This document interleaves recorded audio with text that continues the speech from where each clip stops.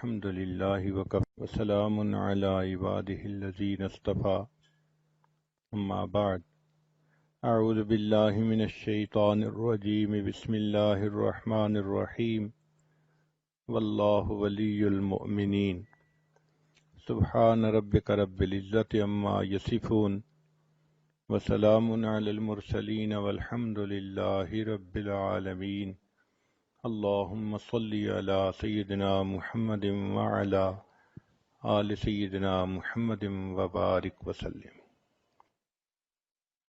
اللہ رب العزت کے ہم پر ان گنت احسانات ہیں، ان میں سے ایک احسان تو یہ کہ اللہ رب العزت نے ہمیں انسان بنایا اور پھر ایمان عطا فرمایا۔ ایمان کا عطا کرنا اللہ رب العزت کی بڑی نعمتوں میں سے ایک ہے۔ پھر رب کریم نے ہمیں نبی علیہ الصلوۃ والسلام کی امت میں پیدا فرمایا۔ یہ وہ سعادت ہے جس کو حاصل کرنے کے لیے پہلی امتوں کے انبیاء دعائیں کرتے تھے۔ اللہ تعالیٰ نے ہمیں بن مانگے یہ نعمت عطا فرمائی۔ ہم جس قدر اللہ رب العزت کا شکر ادا کریں وہ کم ہے۔ پھر اللہ رب العزت نے ہمیں صحت سلامتی والا جسم عطا کیا۔ وہ بھی لوگ ہوتے ہیں جو ماں کے پیٹ سے جب پیدا ہوتے ہیں تو ان کی بینائی نہیں ہوتی۔ یہ بینائی والی نعمت کتنی قیمتی ہے جو اللہ تعالیٰ نے بن مانگے عطا فرمائی۔ ہمارے ایک حافظ تھے، حفظ مکمل کیا تو وہ ملنے کے لیے آئے، اور جب آئے تو کہنے لگے حضرت آج میں آپ سے ایک دعا کروانے کے لیے آیا ہوں۔ میں نے مسکرا کے کہا کہ حافظ صاحب آپ ماشاءاللہ جوان العمر ہیں، حفظ مکمل ہو گیا، اب آپ چاہتے ہوں گے کہ میری شادی کی دعا کر دیں۔ تو جب میں نے یہ کہا تو حافظ صاحب کی آنکھ سے آنسو آ گئے۔ میں بھی بہت سیریس ہوا۔ میں نے پوچھا حافظ صاحب کیا ہوا؟ کہنے لگے حضرت دعا یہ کروانا چاہتا ہوں کہ جس ہستی کو میں اپنی ماں کہتا ہوں آج تک میں اس کا چہرہ نہیں دیکھ سکا، آپ میرے لیے دعا کر دیں کہ اللہ مجھے ایک مرتبہ بینائی دے دے، میں ماں کا چہرہ تو دیکھ سکوں۔ اس وقت احساس ہوا کہ اے کریم آقا، آپ نے ہمیں جو بینائی والی نعمت عطا فرمائی یہ کتنی قیمتی ہے، اور ہم اس نعمت کو مس یوز کرتے ہیں اور غیر محرم کے اوپر استعمال کرتے ہیں۔ کتنے لوگ ہیں جو ماں کے پیٹ سے پیدا ہوتے ہیں اور وہ بچے بہرے ہوتے ہیں، وہ سن نہیں سکتے، اشاروں میں باتیں کرتے ہیں، اور جو بچہ بچپن سے بہرا ہو عام طور پہ وہ گنگا بھی ہوتا ہے، چونکہ وہ سن نہیں سکتا تو اس کی ویکیبلری نہیں ہوتی، وہ بول بھی نہیں سکتا۔ اللہ رب العزت نے ہمیں سماعت بھی عطا فرمائی، ہم بات سنتے بھی ہیں، بات کرتے بھی ہیں۔ پھر دیکھیں انسان کے چہرے پر ناک ایک چھوٹا سا عضو ہے، لیکن اس ناک کے اندر اتنی خوبصورتی ہے کہ اس کے خوبصورت ہونے سے چہرہ خوبصورت ہوتا ہے اور اس کے بدصورت ہونے سے چہرہ بدصورت بن جاتا ہے۔ اللہ رب العزت نے یہ نعمت بھی ہمیں اچھی عطا فرمائی۔ پھر زبان کو دیکھیے، اللہ تعالیٰ نے ہم کلامی کی توفیق عطا فرمائی۔ ہم اپنی فیلنگز کو الفاظ کا جامہ پہنا سکتے ہیں، دوسرے سے بات کر سکتے ہیں۔ مجھے ایک مرتبہ ایک ایسے گھر میں جانے کا موقع ملا جہاں خامد گنگا تھا، بول نہیں سکتا تھا، اس کے 4 بچے تھے۔ تو میں ان کے گھر جا کے یہی سوچتا رہا کہ یہ 4 بچوں کا باپ ہے، اپنی بیوی سے اظہار محبت کرنا اس کو کتنا مشکل محسوس ہوتا ہوگا۔ ہم الفاظ کو کس طرح بنا سنوار کے کہہ دیتے ہیں دوسرے بندے کا دل خوش کرنے کے لیے، اور وہ اپنی بیوی سے صرف اشاروں سے باتیں کرتا تھا۔ اب دیکھیے یہ اللہ تعالیٰ کی ایک نعمت ہے جو اللہ نے عطا فرمائی تاکہ اس زبان کے ذریعے سے ہم قرآن پڑھیں اور اس زبان کے ذریعے سے ہم دین کی باتیں کریں۔ پھر اللہ رب العزت نے ہمیں ہونٹ عطا فرمائے۔ یہ ہونٹ دیکھنے میں چھوٹے سے ہوتے ہیں مگر ان کے اوپر انسان کی خوبصورتی کا انحصار ہوتا ہے۔ اگر ہونٹ بے ڈھنگے ہوں تو باوجود گورے رنگ کے اور باوجود اچھی خوبصورت شکل کے انسان خوبصورت نظر نہیں آتا۔ اگر انسان کے ہونٹ نہ ہوتے تو اس کے دانت یوں نظر آتے جیسا مردہ بکری کے دانت نظر آتے ہیں، انسان کی ساری خوبصورتی ختم ہو جاتی۔ چیز چھوٹی سی ہے مگر اہمیت دیکھیے کتنی ہے۔ اللہ رب العزت نے ہمیں ہاضمے کی نعمت عطا فرمائی، یہ بھی اللہ تعالیٰ کی نعمتوں میں سے ایک بڑی نعمت ہے۔ ایک آدمی کے پاس 100 بھینسیں تھیں لیکن وہ خود بھینس کا دودھ نہیں پی سکتا تھا، اس لیے کہ دودھ کے پینے سے اس کو ایک بیماری ہو جاتی تھی۔ کتنے لوگ ہیں جو لیکوڈ ڈائٹ پہ رہتے ہیں اور سالڈ چیز نہیں کھا سکتے۔ ایک مرتبہ ایک عورت نے مجھے فون کیا، حضرت میرے لیے دعا کریں، میرے معدے میں السر ہے، میں سارے مہمانوں کے لیے اچھے اچھے کھانے بناتی ہوں مگر پچھلے 7 سال سے میں صرف لیکوڈ پہ گزارا کر رہی ہوں، ایک لقمہ بھی میرے منہ میں نہیں گیا۔ ہمیں اللہ رب العزت نے ہاضمے کی صحیح نعمت عطا فرمائی، ہم اپنی خواہش کے مطابق کھاتے بھی ہیں پیتے بھی ہیں، ہمیں چاہیے کہ ہم اس پر بھی اللہ رب العزت کا شکر ادا کریں۔ پھر ہاتھوں کی نعمت اللہ نے عطا فرمائی، یہ کتنی بڑی نعمت ہے جس سے کہ ہم دنیا کے سارے کام کرتے ہیں۔ ایک مرتبہ حرم شریف میں نے ایک بندے کو دیکھا، اس کے دونوں بازو کندھوں سے کٹے ہوئے تھے، تو وہ آگے ہی صف میں بیٹھا ہوا تھا نماز پڑھنے کے لیے۔ عجیب بات کہ میں یہی سوچتا رہا، یا اللہ اس کے دونوں بازو ہی نہیں ہیں، یہ اپنے کپڑے کیسے پہنتا ہوگا، یہ اگر واش روم جاتا ہوگا تو اپنی طہارت کیسے کرتا ہوگا، اللہ جب یہ سوتا ہوگا تو یہ رات کو اپنی رضائی کمبل کو کیسے سیدھا کرتا ہوگا۔ اس کے دونوں ہاتھ نہیں تھے۔ اس دن ایسی عجیب کیفیت ہوئی کہ میں بہت دیر اس بات پہ روتا رہا کہ اللہ آپ نے ہمیں یہ نعمتیں دیں، کاش کہ ان نعمتوں کو ہم آپ کی تعمیل میں استعمال کر سکتے۔ پھر ایسا بھی ہوتا ہے کہ بعض لوگوں کے پاؤں نہیں ہوتے، چنانچہ ایک صاحب کے پاس جوتے نہیں تھے، وہ ظہر کی نماز پڑھ کے جب نکلے تو ننگے پاؤں ان کو دھوپ پہ چلنا پڑا، پاؤں جل رہے تھے اور وہ اپنے دل میں یہ شکوہ کر رہے تھے کہ یا اللہ میں تو تیری نماز پڑھنے کے لیے مسجد میں آیا اور آپ نے مجھے جوتے بھی نہ دیے۔ ابھی ان کے دل میں یہ شکوے کی کیفیت تھی کہ انہوں نے دیکھا ایک نوجوان آ رہا ہے اور اس کے پاؤں ٹھیک نہیں ہیں، وہ بیساکھیوں کے بل چل کے آ رہا ہے، تو ان کے دل پہ چوٹ پڑی اور انہوں نے یہ دعا مانگی کہ یا اللہ میں تو جوتے کی وجہ سے رو رہا تھا اور یہ شخص تو اپنی ٹانگوں سے ہی محروم ہے، کم از کم آپ نے مجھے ٹانگیں تو دیں۔ تو ہم اس چیز کا احساس نہیں کرتے اللہ نے ہمیں کتنی نعمتوں سے نوازا ہے۔ چنانچہ ایک شاکر انسان کو چاہیے کہ اللہ رب العزت کی ان تمام نعمتوں کا شکر ادا کرے، ان اعضاء کو اللہ تعالیٰ کی فرما برداری میں استعمال کرے، شریعت کے مطابق اپنی زندگی بنائے۔ اللہ تعالیٰ عورت سے چاہتے ہیں کہ یہ اپنے فرض ادا کرے، اپنے خاوند کو خوش رکھے، بچوں کی تربیت کرے اور یہ اللہ تعالیٰ کی شکر گزار بندی بنے، اپنی عزت و ناموس کی حفاظت کرے۔ رب کریم نے فرشتوں کو پیدا کیا، ان کو عقل تو دی مگر شہوت نہیں دی۔ اللہ تعالیٰ نے جانوروں کو پیدا کیا، ان کو شہوت دی مگر عقل نہیں دی۔ انسان کو اللہ نے پیدا کیا، اس کو شہوت بھی دی عقل بھی دی، مگر کام یہ دیا کہ تم اپنی عقل کی وجہ سے اپنی شہوت کو کنٹرول میں رکھو۔ چنانچہ ہر انسان کو اور ہر جاندار کو اللہ تعالیٰ نے حفاظت کے لیے کچھ نہ کچھ عطا کیا ہے۔ ایک تو اللہ نے انسان کی حفاظت کے لیے فرشتوں کو متعین کیا۔ حدیث پاک میں آتا ہے اگر فرشتے انسان کی حفاظت نہ کرتے تو جن انسان کو دنیا میں زندہ ہی نہ رہنے دیتے۔ یہ اللہ کا فضل ہے کہ فرشتے انسان کی حفاظت کرتے ہیں اور اسے جنوں سے بچاتے ہیں۔ پھر اللہ رب العزت نے اپنی حفاظت کے لیے ہر چیز کو کچھ نہ کچھ عطا کیا۔ مثلا شہد کی مکھی کو ڈنک دیا، جو آدمی بھی شہد کے چھتے میں سے شہد نکالنا چاہے تو مکھی اس پر حملہ کرتی ہے۔ بچھو کو بھی ڈنک عطا کیا۔ اللہ تعالیٰ نے سانپ کو اپنے بچاؤ کے لیے زہر دیا۔ اللہ تعالیٰ نے شیر کو دانت دیے، اسی طرح ہپو کو بھی اللہ نے دانت عطا فرمائے۔ بکرے کو اللہ تعالیٰ نے سینگ عطا فرمائے، کوئی بکرے کے قریب جائے تو وہ سینگ سے اس کا مقابلہ کرتا ہے۔ بعض جانوروں کو اللہ تعالیٰ نے دم عطا کی، ہاتھی کو اللہ تعالیٰ نے سونڈ عطا کی، اونٹ کو اللہ تعالیٰ نے پاؤں کی مضبوطی عطا کی۔ چنانچہ ہم نے ایک ڈاکومنٹری میں دیکھا کہ ایک جراف تھا، اس کے اوپر شیر حملہ کرنے کے لیے بھاگا تو اس جراف نے اپنی پچھلی دونوں ٹانگوں سے اس زور سے لات ماری کہ شیر کی کھوپڑی ٹوٹ گئی۔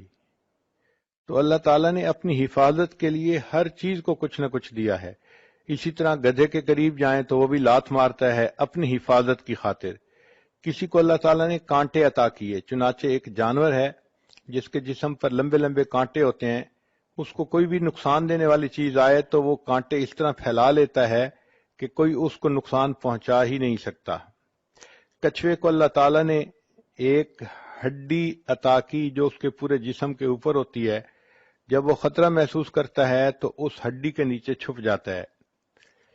اللہ تعالیٰ نے مچھلی کو سیلانیت عطا فرمائی، چنانچہ مجھے آج بھی یاد ہے کہ 5ویں کلاس کا طالب علم تھا تو میرے بھائی مجھے ایک مرتبہ دریا پر لے گئے، وہاں لوگ مچھلی پکڑ رہے تھے تو میرا بھی جی چاہا کہ میں مچھلی پکڑوں۔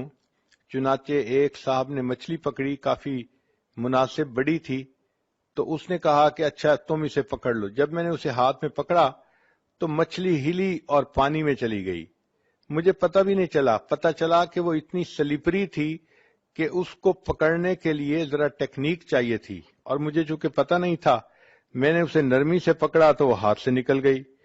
مچھلی کی طرح ہاتھ سے نکل جانا یہ ایک ضرب المثل بن گئی ہے۔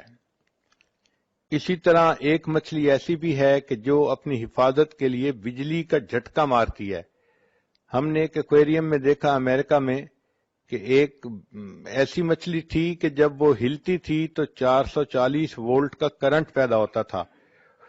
انہوں نے ایک بلب لگایا ہوا تھا تو وہ بلب جلتا تھا اور پتہ چلتا تھا کہ اس مچھلی کے ہلنے سے برقی رو پیدا ہو رہی ہے۔ ایک مچھلی کو اللہ تعالیٰ نے ڈنک والی دم عطا فرمائی، چنانچہ جو اس کے قریب آتا ہے اس کو وہ ڈنک لگاتی ہے اور بندہ مر جاتا ہے۔ اللہ تعالیٰ نے چوہے کو دن میں اور رات میں دیکھنے کے لیے نظر عطا فرمائی تاکہ یہ بلی سے ہر وقت بچ سکے۔ چھچھوندر، اس کو اللہ تعالیٰ نے بچنے کے لیے بدبو عطا کی، چنانچہ اس کے اندر بدبو اتنی ہوتی ہے کوئی اس کے قریب رہنا بھی پسوا۔ کہنے لگا جی کہ اس کی وجہ سے میرے ہاتھ گیلے ہو گئے، تو پتہ چلا کہ مینڈک کا یہ ٹرک ہے کہ جو کوئی بندہ اس کو پکڑتا ہے وہ پیشاب کر دیتا ہے اور بندہ اس کو پھر کنفیوز ہو کے چھوڑ دیتا ہے۔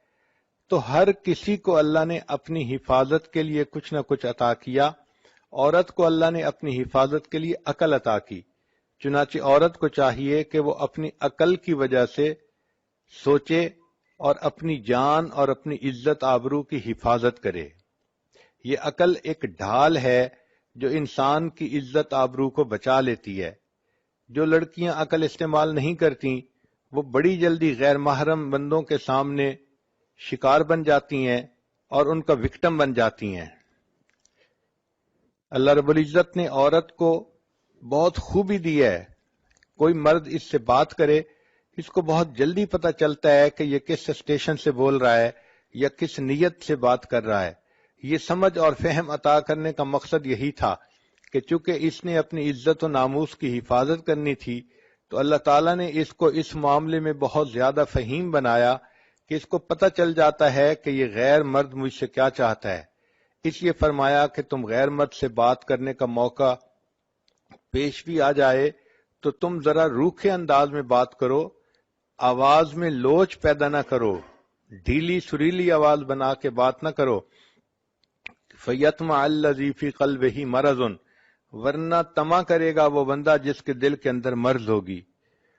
آج کل یونیورسٹیوں کی بچیاں یونیورسٹی میں جاتی ہیں، سروں پہ دوپٹے بھی نہیں ہوتے، خوشبوئیں لگائی ہوتی ہیں اور کپڑے بھی ٹائٹ پہنے ہوتے ہیں، اور وہ یہ سمجھتی ہیں کہ اس طرح ہم دوسروں کو بہت خوبصورت نظر آتی ہیں، اور وہ یہ نہیں سمجھتی کہ اس طرح جو غیر محرم مرد ہیں وہ ہمارے بارے میں کتنی بری سوچ دل میں رکھتے ہیں، اور ہیلے بہانے بنا بنا کے وہ عورتوں کو اپنے دام میں گرفتار کرتے ہیں۔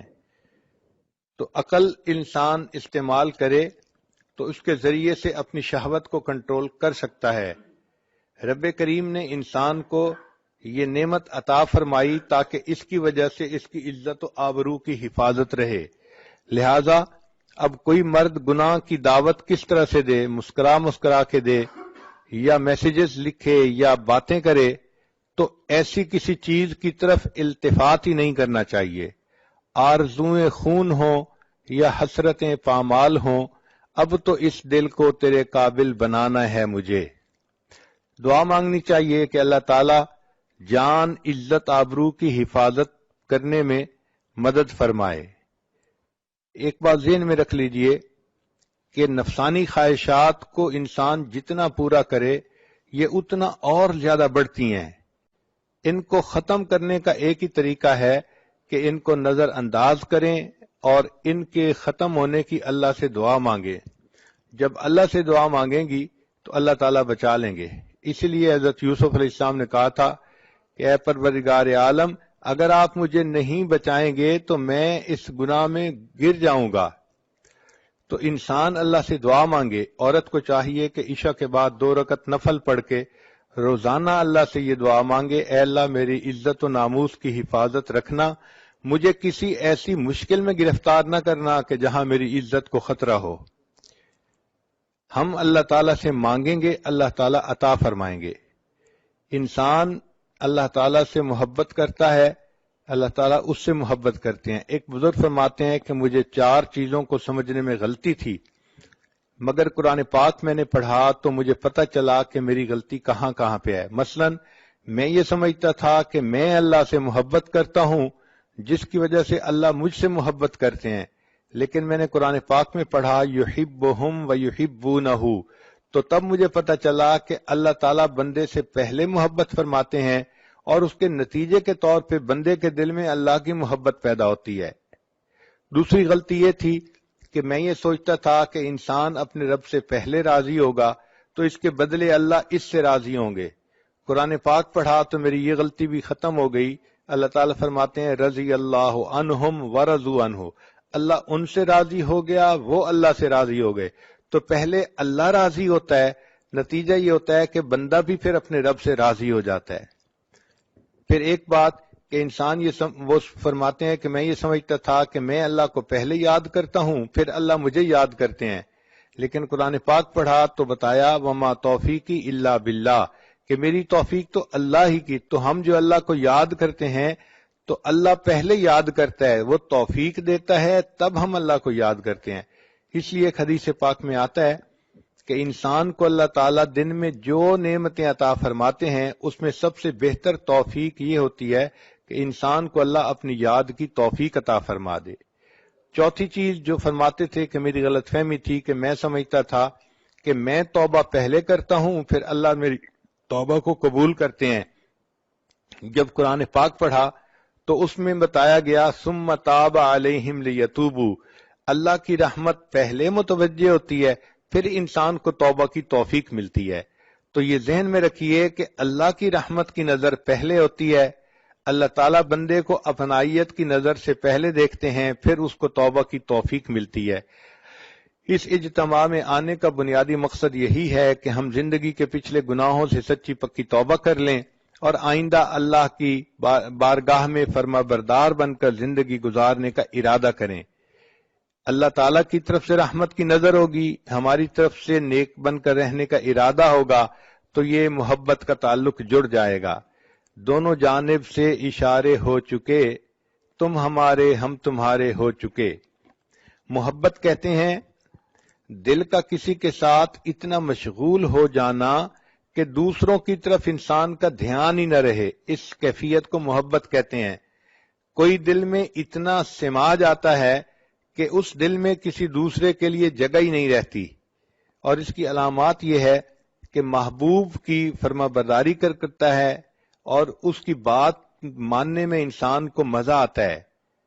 ان المحب لما یحب مطیع، محب جس سے محبت کرتا ہے اس کا مطیع ہوتا ہے، اور پھر اس کی صفات کو انسان اپنا کر خوش ہوتا ہے۔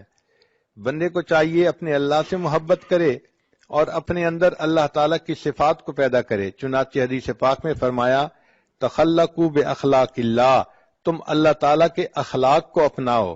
اللہ تعالیٰ پردہ ڈالنے والے ہیں، تم بھی بندوں کے لیے پردہ ڈالنے والے بن کر رہو۔ اللہ تعالیٰ جلدی غلطیوں کو معاف فرما دیتے ہیں، تم بھی دوسروں کی غلطیوں کو جلدی معاف کرو۔ اللہ تعالیٰ رحیم و کریم ہے، تم بھی رحیم و کریم بن کر رہو، دوسروں کے لیے عفو درگزر کا معاملہ کرو۔ اللہ تعالیٰ حلیم ہے، تم بھی اپنے اندر حلم پیدا کرو۔ اور یہ بھی سوچئے کہ ہم اللہ سے محبت بعد میں کرتے ہیں، پہلے اللہ تعالیٰ ہم سے محبت کرتے ہیں۔ حدیث پاک میں ہے، حدیث قدسی، یبن آدم انی لک محب، اے آدم کے بیٹے میں تم سے محبت کرتا ہوں۔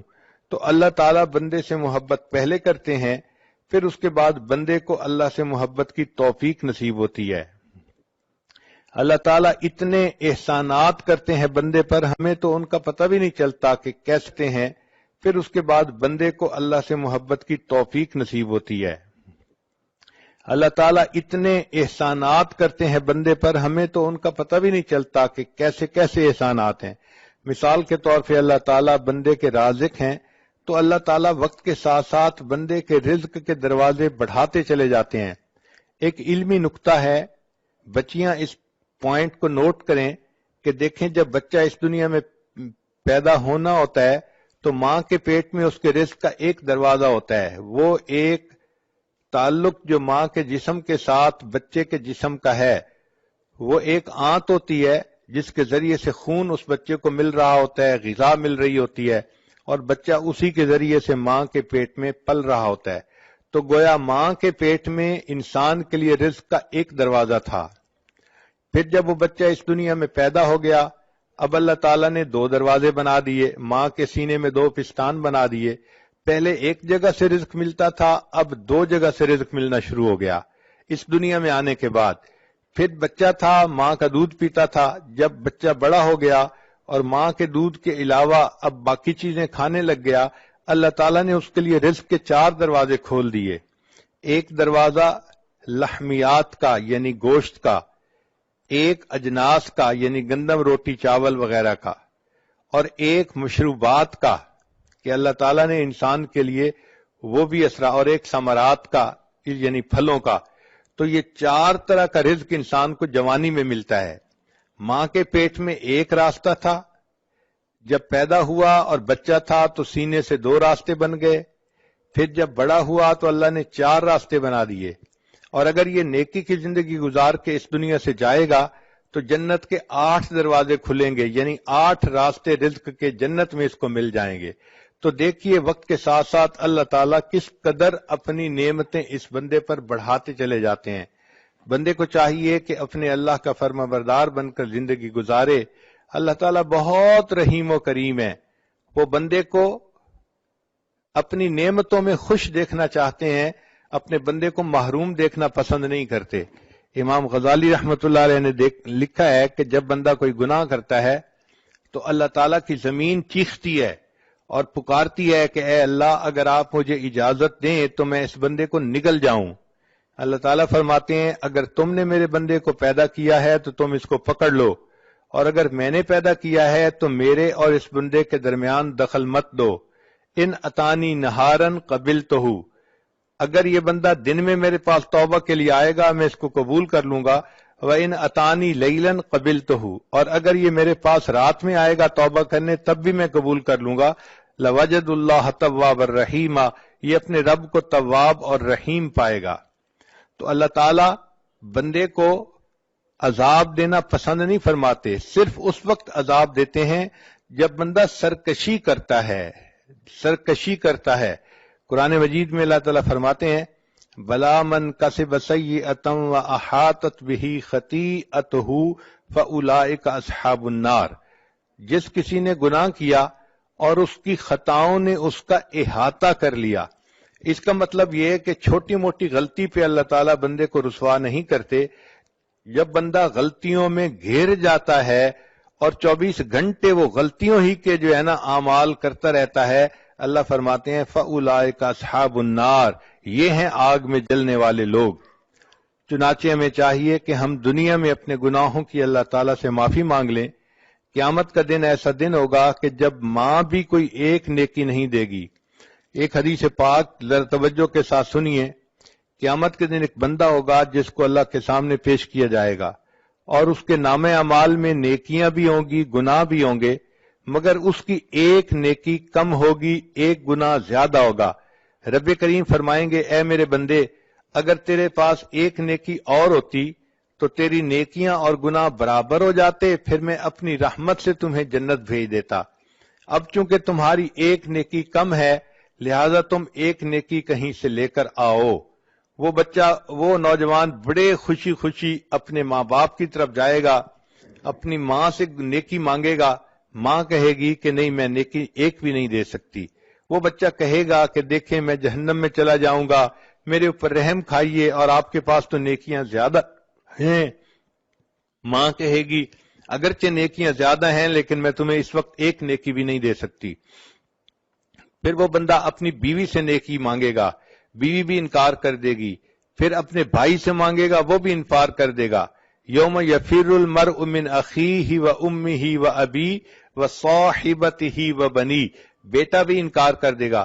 جب سب لوگ انکار کر دیں گے تو وہ بڑا ہی مایوس ہوگا کہ اتنے میرے لوڈ ون تھے اور آج ان کے پاس نیکیاں زیادہ بھی ہیں، یہ مجھے ایک نیکی دینے کے لیے تیار نہیں ہے. اتنے میں اس کو ایک بندہ ملے گا، وہ پوچھے گا تم کیوں رو رہے ہو؟ یہ کہے گا ایک نیکی کم ہے اس وجہ سے میں رو رہا ہوں اور مجھے کوئی نہیں دے رہا. وہ کہے گا اچھا مجھ سے ایک نیکی لے لو. تو جب وہ نیکی دینے کے لیے تیار ہو جائے گا تو قیامت میں اعلان کیا جائے گا کہ ایک بندے نے اس کو ایک نیکی دے دی جس کی وجہ سے نیکی اور گناہ برابر ہو گئے اور اللہ نے اپنی رحمت سے اس کے لیے جنت کا فیصلہ کر دیا. جب یہ اعلان ہوگا اللہ تعالیٰ پوچھیں گے اے جبریل یہ کیا معاملہ ہے، کیسا اعلان ہے؟ جبریل علیہ السلام کہیں گے اللہ آپ کے ایک بندے نے اپنی ایک نیکی دوسرے کو دے دی. اللہ تعالیٰ اس نیکی دینے والے کو بلائیں گے اور فرمائیں گے کہ تو کیسا سخی ہے کہ آج کے دن تو نیکی دوسرے کو دے رہا ہے. وہ کہے گا یا اللہ میرے نام اعمال میں ایک ہی نیکی تھی اور کوئی تھا ہی نہیں، اور میں نے تو جہنم جانا ہی تھا، میں نے سوچا میں تو جا ہی رہا ہوں، چلو میری نیکی دینے سے یہ بچ جاتا ہے تو میں اس کو بچا لوں. اللہ فرمائیں گے اچھا اگر تو نے اپنی سخاوت دکھائی تو میں اس بات کا زیادہ مستحق ہوں کہ میں اپنی سخاوت دکھاؤں، مجھ جیسا سخی کوئی نہیں، چلو میں نے تمہیں بھی جنت عطا فرما دی اور اس بندے کو بھی جنت عطا فرما دی. رب کریم تو اتنے مہربان ہیں کہ بندے کے لیے بخشش کے بہانے ڈھونڈتے ہیں. چنانچہ ہمیں چاہیے کہ ہم اللہ تعالیٰ کو اپنا دوست بنائیں. جو قرآن مجید کی آیت پڑھی ہے واللہ ولی المؤمنین، اللہ دوست ہیں ایمان والوں کے. مفسرین نے ولی کے کچھ معنی لکھے ہیں. ولی کا ایک معنی ہوتا ہے دوست، ایک ہوتا ہے نگران، ایک ہوتا ہے کارساز، اور ایک ہوتا ہے مددگار، ایک ہوتا ہے ساتھی اور ایک ہوتا ہے وارث. ایک ولی کے اتنے معنی ہیں. گویا جو اللہ کو اپنا ولی بنائے گا تو وہ دوست بھی اللہ کو بنائے گا، مددگار بھی، ساتھی بھی، وارث بھی. ہم اگر اللہ کو اپنا ولی بنا لیں گے تو اللہ تعالیٰ پھر ہمارے مشکلات کو آسان بھی فرما دیں گے. دوست اپنے دوست کی مشکلات کا خیال رکھتا ہے. کہتے ہیں کہ ایک ہاتھی نشین تھا اور اس نے کسی غریب کے ساتھ دوستی کر لی تو غریب نے کہا کہ نہیں میں آپ سے دوستی نہیں کر سکتا. ہاتھی نشین نے پوچھا کیوں نہیں کر سکتا؟ اس نے کہا کہ اس لیے کہ میرا گھر چھوٹا سا ہے، تو ہاتھی پہ چڑھ کے آئے گا تو میرے گھر میں تو داخل بھی نہیں ہو سکتا. تو ہاتھی نشین نے مسکرا کے کہا سنو میں جس کو اپنا دوست بناتا ہوں پھر اس کا مکان اونچا بھی بنوا دیا کرتا ہوں تاکہ میرا ہاتھی وہاں جا سکے. تو اللہ تعالیٰ کو جب بندہ دوست بناتا ہے اللہ تعالیٰ اس بندے کے دنیا آخرت کے کاموں کو سنوار دیتے ہیں. اللہ تعالیٰ ہی اس بات کا مستحق ہے کہ ہم اس کو اپنا دوست بنائیں. نوجوان بچیاں یہ بات ذہن میں بٹھا لیں. ان کے ذہنوں میں یہ ہوتا ہے میرا کوئی دوست نہیں، میں اکیلی ہوں، میں تنہا ہوں، میں مس کرتی ہوں. بھئی دیکھیے اللہ کو دوست بنائیے. جب اللہ کو دوست بنائیں گی تو پھر کسی کو مس کرنے کی ضرورت بھی نہیں ہوگی. ہوا معکم اینما کنتم، وہ پروردگار تمہارے ساتھ ہوگا تم جہاں کہیں بھی ہوگے. اور جتنا اللہ تعالیٰ وفا کرتے ہیں اتنا کوئی دوسرا وفا نہیں کر سکتا. اس لیے مخلوق کو دوست بنائیں گی تو مخلوق سے بے وفائی دیکھیں گی. مخلوق مطلب کی ہوتی ہے، مطلب نکلا اور تو کون اور میں کون ناواقف ہو جاتے ہیں. اللہ تعالیٰ کو دوست بنائیے. جس نے اللہ کو دوست بنا لیا، اللہ تعالیٰ اس بندے کے دنیا آخرت کے کاموں کو سنوار دیتے ہیں. تو آج کی اس مجلس میں یہ بات اپنے ذہنوں میں بٹھا لیجئے کہ محبت کے قابل فقط اللہ کی ذات ہے. مرنے والوں سے اور ڈھلنے والوں سے محبت کیا کرنی. عشق با مردہ نباشد پائیدار، عشق را با حی و با قیوم دار. مولانا روم رحمت اللہ فرماتے ہیں کہ مرنے والوں سے اور ڈھلنے والوں سے کیا محبت کرنی. اگر کرنی ہی ہے تو محبت اس سے کرو جو حی و قیوم ہے، ہمیشہ زندہ رہنے والا اور باقی رہنے والا ہے. تو انسان اگر اللہ سے تعلق جوڑتا ہے تو اللہ تعالیٰ اس بندے کے ساتھ نبھا کے دکھاتے ہیں. تو ہم اللہ کو اپنا دوست بنائیں. چنانچہ حضرت موسیٰ علیہ السلام کے پاس بنی اسرائیل کے لوگ آئے. اے اللہ کے نبی علیہ السلام، بڑا عرصہ ہوا بارش نہیں ہوئی، پانی کی قلت ہے اور جانور بھی پریشان ہیں، انسان بھی پریشان ہے، آپ دعا کیجئے. حضرت موسیٰ علیہ السلام نے فرما دیا کہ اچھا، ساری قوم کے لوگ باہر ویرانے میں آئیں اور میں دعا کرواؤں گا. چنانچہ حدیث پاک میں آتا ہے کہ 70,000 لوگ اکٹھے ہوئے. حضرت موسیٰ علیہ السلام نے خوب دعا مانگی، اللہ تعالیٰ سے گڑ گڑا کے فریاد کی، مگر بارش کے کوئی آثار نہیں تھے. جب کافی دیر دعا کرنے کے بعد بھی بارش نہ ہوئی تو موسیٰ علیہ السلام نے پوچھا، اے اللہ، آپ کا ایک نبی آپ سے اپنی امت کے ساتھ مل کے دعا کر رہا ہے اور آپ کی طرف سے قبولیت کے آثار ظاہر نہیں ہو رہے. رب کریم نے فرمایا کہ اس قوم کے اندر ایک بندہ ہے جو 40 سال سے میرے ساتھ لڑائی کر رہا ہے گناہ کے ذریعے سے، یعنی وہ گناہ کر کے میرے ساتھ گویا لڑائی میں لگا ہوا ہے، اور اس کی وجہ سے میں بارش نہیں برسانا چاہتا. تو حضرت موسیٰ علیہ السلام کو اس بات پہ بڑا تعجب ہوا. انہوں نے اعلان کیا، اے لوگو، تمہارے اندر ایک ایسا بندہ ہے کہ جو 40 سال سے ایک گناہ میں مبتلا ہے اور اللہ تعالیٰ اتنے ناراض ہیں کہ اس کی موجودگی میں بارش نہیں دینا چاہتے. میں اس بندے سے کہتا ہوں کہ وہ یہاں سے نکل جائے اور اس کی وجہ سے دوسروں پر جو مصیبت آئی ہوئی ہے وہ ٹل جائے. حضرت موسیٰ علیہ السلام نے جیسے ہی یہ اعلان کیا تو تھوڑی دیر کے بعد بارش ہونے لگ گئی. حضرت موسیٰ علیہ السلام بڑے حیران کہ کوئی بندہ باہر نکلا بھی نہیں اور بارش بھی شروع ہو گئی، اور اللہ تعالیٰ فرماتے ہیں کہ اس بندے میں ایک بندہ ہے جو میرے ساتھ گناہ کے ذریعے جنگ میں لگا ہوا ہے. تو رب کریم صلی اللہ علیہ وسلم سے پوچھا کہ یا اللہ، یہ بارش کیسے ہوئی؟ اللہ تعالیٰ نے فرمایا کہ جس بندے کی وجہ سے بارش روکی گئی تھی اسی بندے کی وجہ سے بارش ہوئی. اے اللہ، اس کی وجہ سے بارش کیسے ہوئی؟ فرمایا کہ جب آپ نے اعلان کیا اس بندے نے اپنے دل میں سوچا کہ اے اللہ، اگر میں اس وقت لوگوں سے باہر نکل جاؤں گا تو میری رسوائی ہوگی، میں کسی کو چہرہ دکھانے کے قابل نہ رہوں گا. اے کریم آقا، آسیتک 40 سنۃ فامہلتنی، میں نے 40 سال آپ کی نافرمانی کی، آپ نے مجھے ڈھیل دے دی. جئتک تقیا فقبلنی، اے اللہ، کہنے لگا جی کہ اس کی وجہ سے میرے ہاتھ کہنے لگا جی کہ اس کی وجہ سے میرے ہاتھ گیلے ہو گئے.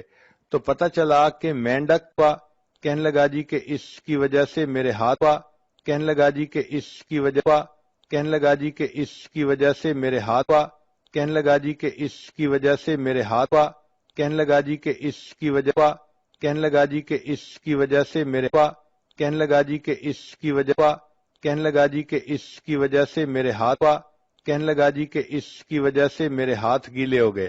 تو پتہ چلا کہ مینڈک کہنے لگا جی کہ اس کی وجہ سے میرے ہاتھ کہنے لگا جی کہ اس کی وجہ کہنے لگا جی کہ اس کی وجہ کہنے لگا جی کہ اس کی وجہ سے میرے ہاتھ کہنے لگا جی کہ اس کی وجہ سے میرے ہاتھ کہنے لگا جی کہ اس کی وجہ سے میرے کہنے لگا جی کہ اس کی وجہ سے میرے ہاتھ کہنے لگا جی کہ اس کی وجہ تھے. اتنے اس کے خزانے تھے، گوڈاؤن تھے. چنانچہ جب بنی اسرائیل پر زکوٰۃ کا حکم آیا تو حضرت موسیٰ علیہ السلام نے اعلان فرمایا کہ زکوٰۃ ادا کی جائے. قارون کو کہا کہ وہ بھی زکوٰۃ دے. قارون اس بات پہ بہت زیادہ غصے میں آ گیا کہ مال میرا ہے اور میں موسیٰ علیہ السلام کے کہنے پر لوگوں میں کیوں لٹا دوں. اب غصے کی وجہ سے وہ چاہتا تھا کہ میں کوئی ایسا کام کروں کہ مجھے زکوٰۃ نہ دینی پڑے. اپنے دوستوں میں بیٹھ کے اس نے مشورہ کیا. چنانچہ دوستوں نے اس کو مشورہ کیا کہ تم کوئی ایسا کام کرو کہ جس کی وجہ سے موسیٰ علیہ الصلوۃ والسلام کی عزت خراب ہو جائے اور وہ لوگوں کی نظر سے گر جائیں، پھر آپ کہنا کہ میں ان کی بات نہیں مانتا. چنانچہ اس نے ایک عورت کے ساتھ رابطہ کیا اور اس کو کہا کہ میں تمہیں اتنے اتنے پیسے دوں گا، تم مجمع میں کھڑے ہو کے الزام لگا دینا کہ موسیٰ علیہ الصلوۃ والسلام نے میرے ساتھ حرام کاری کی ہے. چنانچہ عورت اگرچہ سمجھدار ہوتی ہے مگر ایموشنلی بہت جلدی پھسل جاتی ہے. وہ عورت مال کے چند ٹکوں کی خاطر پھسل گئی اور کہنے لگی بہت اچھا. چنانچہ ایک مجلس تھی جس میں حضرت موسیٰ علیہ السلام بھی تھے، بنی اسرائیل کے لوگ بھی تھے. وہاں پر وہ عورت کھڑی ہوئی اور کہنے لگی لوگوں میں آپ لوگوں کو ایک بات کہنا چاہتی ہوں. چنانچہ وہ یہ بات کہنا چاہتی تھی مگر اللہ تعالی مددگار ہیں. حضرت موسیٰ علیہ السلام کا روب ایسا تھا کہ وہ کوئی بات نہ کر سکی اور کہنے لگی کہ بھئی مجھے تو قارون نے پیسے دینے کا وعدہ کیا تھا اور یہ کہا تھا کہ تم موسیٰ علیہ السلام پر بہتان لگا دو، اور موسیٰ علیہ السلام نے تو میرے ساتھ کوئی ایسا کام نہیں کیا، وہ تو بالکل پاک ہیں اور صاف ہیں. جب حضرت موسیٰ علیہ السلام کو پتہ چلا کہ قارون نے مجھے پبلکلی انسلٹ کرنے کے لیے ایسی حرکت کی تو موسیٰ علیہ السلام کو بہت جلال آیا. اللہ تعالیٰ سے دعا کی اے اللہ آپ مہربانی فرما دیجئے اور اس میری تکلیف کو دور کر دیجئے. رب کریم نے فرمایا کہ اے میرے پیارے موسیٰ علیہ السلام، میں نے تھوڑی دیر کے لیے زمین کو تمہارے ماتحت کر دیا، جو حکم آپ زمین کو دیں گے وہ حکم زمین مانے گی. چنانچہ موسیٰ علیہ السلام نے حکم دیا اے زمین قارون کو نگل جا. قارون تیسرا حصہ زمین کے اندر دھنس گیا. پھر وہ پکارنے لگا، موسیٰ علیہ السلام سے معافیاں مانگنے لگا. موسیٰ علیہ السلام نے دوبارہ زمین کو کہا تو وہ 2/3 زمین کے اندر دھنس گیا. پھر معافیاں مانگنے لگا. حضرت موسیٰ علیہ السلام اتنے جلال میں تھے، تیسری مرتبہ حکم دیا اے زمین اس کو نگل جا. چنانچہ قارون کو زمین نگل گئی اور قارون زمین میں دھستا چلا جائے گا. چنانچہ جب قارون دھس گیا اللہ تعالیٰ نے موسیٰ علیہ السلام کی طرف وحی بھیجی اے میرے پیارے موسیٰ علیہ السلام، جب آپ نے زمین کو حکم دیا اس کو نگل جا، زمین نگل رہی تھی، اس وقت وہ آہ و فریاد کر رہا تھا، معافیاں مانگ رہا تھا، مگر آپ نے اس کی ایک نہ سنی اور اس کو آپ نے پورا کا پورا زمین کے اندر دھسا دیا. اے میرے پیارے موسیٰ علیہ السلام، اگر وہ اس وقت مجھ سے فریاد کرتا تو میں پروردگار اس وقت بھی اس کی اس فریاد کو قبول کر لیتا اور اسے معاف کر دیتا. تو رب کریم تو اتنے مہربان ہے کہ ان کی مہربانی کے بارے میں کوئی بندہ سوچ ہی نہیں سکتا.